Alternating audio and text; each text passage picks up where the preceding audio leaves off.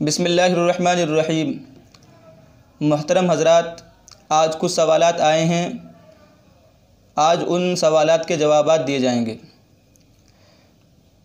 पहला सवाल है, नमाज के मकरू औक़ात कौन कौन से हैं? देखिए, नमाज के मकरू औक़ात जिनमें नमाज़ पढ़ना मकरू है और ममनू है, ऐसे 5 औक़ात हैं। 5 वक्तों में नमाज पढ़ना मकरू है, जिनमें से 3 वक्त तो ऐसे हैं उनमें किसी भी किस्म की नमाज नहीं पढ़ी जा सकती, खा फ़र्ज़ हो या नफिल हो, क़ज़ा हो या अदा हो। किसी भी किस्म की नमाज पढ़ने की इजाज़त नहीं है, किसी भी किस्म की नमाज पढ़ना ममनू है। वो 3 वक्त हैं। एक तो तुलूअ शम्स के वक्त, सूरज के निकलने के वक्त, इंद तुलूइहा, सूरज के निकलने के वक्त नमाज पढ़ना मकरू तहरीमी है। और ये वक्त जब सूरज अच्छी तरीके से निकल जाए उसके बाद नमाज़ पढ़ी जाए, जिसकी मिक़दार बताई जाती है कि वो 12 मिनट या 10 मिनट और एहतियात के तौर पर 20 मिनट बताई जाती है। तो सूरज निकलने से लेकर के, सूरज निकलने के बाद से लेकर के 20 मिनट तक नमाज पढ़ना किसी भी किस्म की ममनू है, खा फ़र्ज़ हो या नफिल हो या क़ज़ा हो या अदा हो। एक वक्त तो ये हुआ। दूसरा वक्त है सूरज के बिल्कुल सीध में होने के वक्त, जब सूरज बिल्कुल सर के ऊपर आ जाए तो उस वक्त नमाज पढ़ना भी मकरू तहरीमी है। इंदा इस्तिवाइहा, सूरज के बिल्कुल बराबर होने के वक्त, जब सूरज बिल्कुल बराबर हो जाए और सर के बिल्कुल ऊपर आ जाए उस वक्त नमाज पढ़ना भी मकरू तहरीमी है। और जब सूरज ढल जाए, ज़वाल हो जाए, उसके बाद नमाज पढ़ी जा सकती है। इस वक्त की मिक़दार बहुत कम होती है, ये 5 मिनट या इससे भी कम वक्त होता है। दूसरा वक्त ये हुआ। तीसरा वक्त है इंद गुरूबिहा, सूरज के गुरूब होने के वक्त, जब सूरज गुरूब होने लगे और सूरज बिल्कुल गुरूब होने के करीब हो उस वक्त नमाज पढ़ना भी मकरू तहरीमी है। और ये वक्त होता है कि जब सूरज बिल्कुल जर्द पड़ जाए, पीला पड़ जाए, उस पर निगाहें ठहरने लगे, उसकी रोशनी बहुत हल्की हो जाए, तो उस वक्त नमाज पढ़ना भी मकरू तहरीमी होता है। तो ये 3 वक्त हुए, सूरज के निकलने के वक्त और सूरज के बिल्कुल सीधा होने के वक्त, सर के ऊपर होने के वक्त, और तीसरा है सूरज के गुरूब होने के वक्त। इन तीनों वक्तों में किसी भी किस्म की नमाज पढ़ना मकरू तहरीमी है, खा कोई सी भी नमाज हो, फ़र्ज़ हो या नफिल हो या अदा हो या क़ज़ा हो। इनके अलावा 2 वक्त ऐसे हैं जिनमें नफिल नमाज मकरू है। हर किस्म की नमाज नहीं, फ़र्ज़ या वाजिब नमाज नहीं, बल्कि नफिल नमाज मकरू है। सिर्फ नफिल नमाज पढ़ना इन दोनों वक्तों में मकरू है। पहला वक्त है कि जब सुबह सादिक़ हो जाए, यानी फ़जर का वक्त शुरू हो जाए, तो फ़जर का वक्त के शुरू होने के बाद से लेकर के फ़जर का वक्त ख़त्म होने तक, यानी सूरज के तुलू होने तक सिर्फ़ सुन्नत फ़जर पढ़ी जाएगी। इसमें किसी भी किस्म की नफिल नमाज पढ़ना मकरू है। एक वक्त तो ये हुआ। इसके बाद असर की नमाज के बाद से लेकर के सूरज के गुरूब होने तक, जब असर की नमाज अदा कर ली, तो असर की नमाज के अदा कर लेने के बाद सूरज के गुरूब होने तक, सूरज के छुपने तक नफिल नमाज पढ़ना, किसी भी किस्म की नफिल नमाज हो, वो नफिल नमाज पढ़ना मकरूह है।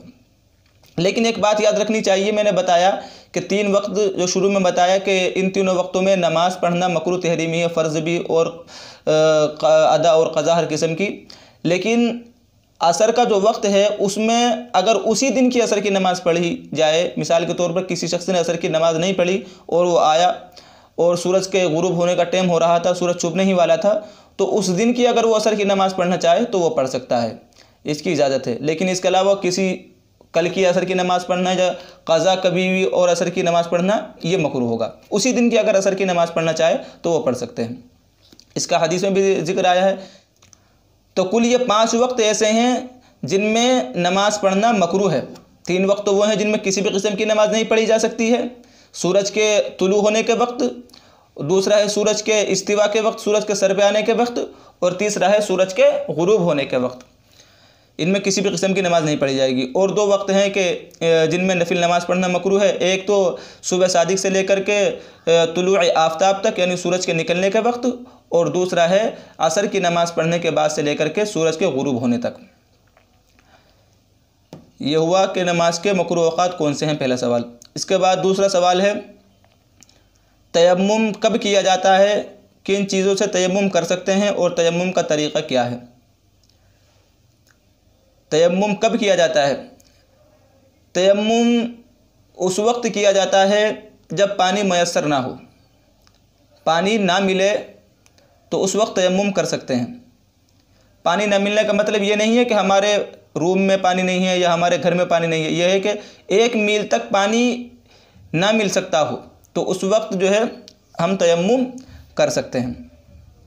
या पानी है लेकिन पानी हम इस्तेमाल नहीं कर सकते, बीमारी का ख़तरा है या मरज़ के बढ़ जाने का ख़तरा है या बहुत ज़्यादा सर्दी है, अगर पानी इस्तेमाल करेंगे तो नुकसान होएगा बहुत ज़्यादा, तो ऐसे वक्त में हम तयम्मुम कर सकते हैं। जब हम पानी इस्तेमाल ना कर सकते हो, पानी ना मिल रहा हो या पानी है तो सही लेकिन हम पानी के इस्तेमाल पर कादिर नहीं किसी वजह से, तो इस वक्त तयम्मुम किया जा सकता है। और किन चीज़ों से तयम्मुम कर सकते हैं? तयम्मुम उन चीज़ों से कर सकते हैं जो ज़मीन की जिन्स से हैं। ज़मीन की मिट्टी है, पाक मिट्टी से तयम्मुम कर सकते हैं। इसी तरीके से इसकी ज़मीन की जिन्स से जो चीज़ें हैं, रेत है या चूना है, जो चीज़ें ज़मीन की जिन्स से हैं इनसे तयम्मुम कर सकते हैं। जो ज़मीन की जिन्स से नहीं उनसे तयम्मुम नहीं किया जा सकता, जैसे कि लकड़ी हुई या इसी तरीके से कपड़ा वगैरह, ये ऐसी चीज़ें हैं जो ज़मीन की जिन्स से नहीं है, इनसे तयम्मुम नहीं होगा। और तयम्मुम का तरीक़ा क्या है? तयम्मुम का तरीक़ा बहुत आसान है, इसका कुरान करीम में भी ज़िक्र आया है। अल्लाह तबारक व तआला ने इरशाद फरमाया, इज़ा जाअ अहदुम मिनकुम मिनल गाइति अव लामस्तुमुन निसा फलम तजिदू माअन फतयम्ममू सईदन तय्यिबन। जब तुम पानी ना पाओ, फतयम्ममू सईदन तय्यिबन, तो पाक मिट्टी से तयम्मुम करो।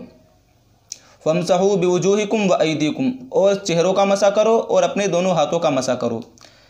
ये बात, सिर्फ एक बात याद रखनी चाहिए जो मेन बात है कि तयम्मुम में 2 चीज़ों पर मसा होता है, एक चेहरे पर और हथेलियों पर, हाथ पर, पूरे हाथ पर।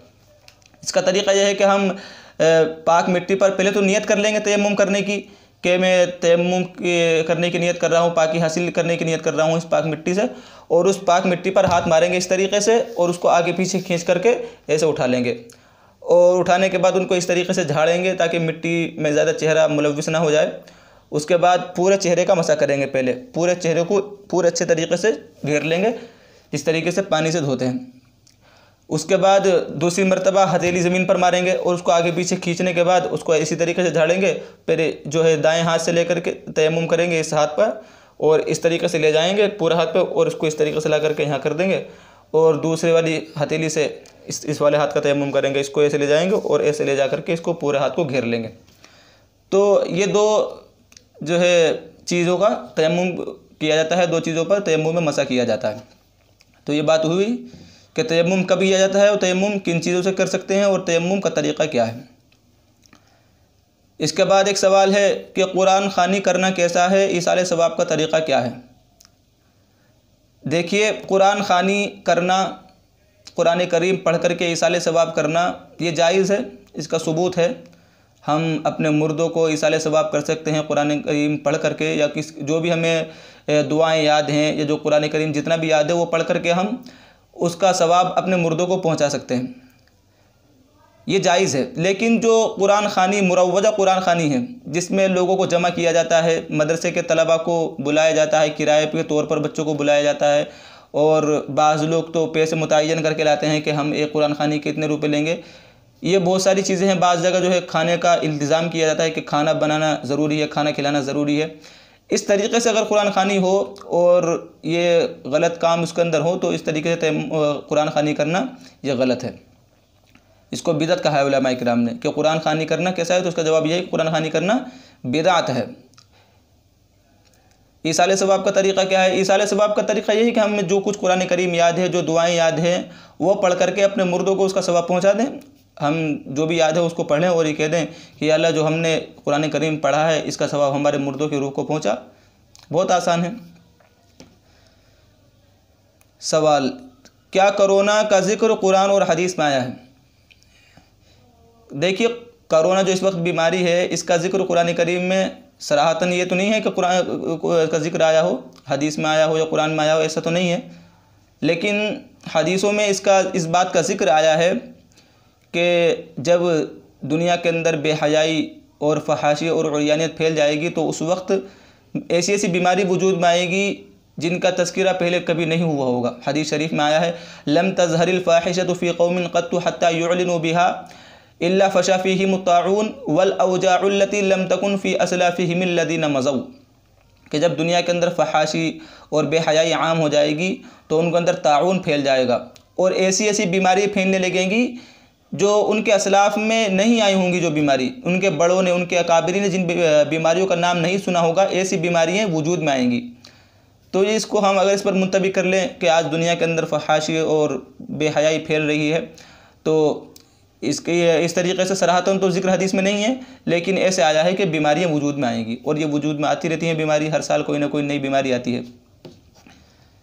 अब सवाल ये है कि मास्क लगा करके नमाज़ पढ़ना कैसा है और सफ़ों में दूरी बना करके नमाज़ पढ़ना कैसा है। देखिए, आम हालात में तो चेहरा खोल करके नमाज़ पढ़नी चाहिए, चेहरा ढक कर के नमाज़ पढ़ना मकरूह है। जैसा कि लोग सर्दी में रुमाल ढक लेते हैं चेहरे के ऊपर, तो उसमें उलमा इकराम यही कहते हैं कि चेहरा खुला हुआ होना चाहिए, खोल करके नमाज़ पढ़िए। अगर चेहरा ढका हुआ हो तो नमाज़ मकरूह होगी। लेकिन आज के दौर में और इस वक्त जो मास्क लगा करके नमाज़ पढ़ी जा रही है, ये बिला वजह नहीं है, बल्कि ये एहतियात के लिए है। और ऐसी चीज़ों का सबूत मिलता है कि एहतियात के लिए बहुत सारे काम शरीयत में किए जाते हैं। अल्लाह के रसूल सल्लल्लाहु अलैहि वसल्लम एहतियात के लिए जंग में जब जाया करते थे तो ज़िरा पहन करके जाया करते थे, ताकि तलवार के हमले से, इसी तरीके से तीर वगैरह के हमले से हिफाजत रहे। तो मास्क लगा सकते हैं, इस तरीके से नमाज़ हो जाएगी। सफ़ों में दूरी बना करके नमाज़ पढ़ना, सफ़ों में दूरी बना करके भी, इसमें भी यही सूरत हाल है कि आम हालात में तो खुदा आपने ऐलान में सुना होगा, मस्जिद में आइम्मा ऐलान करते हैं कि सफ़ों में जगह खाली नहीं होनी चाहिए, मिल करके खड़े हों। तो मिल करके नमाज़ पढ़नी चाहिए। अगर जगह होगी दरमियान में तो नमाज मकरूह होगी।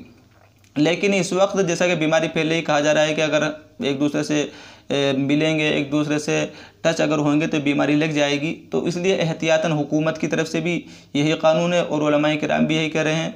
तो एहतियात की वजह से अगर दूर खड़े होकर के नमाज़ पढ़ रहे हैं तो नमाज हो जाएगी।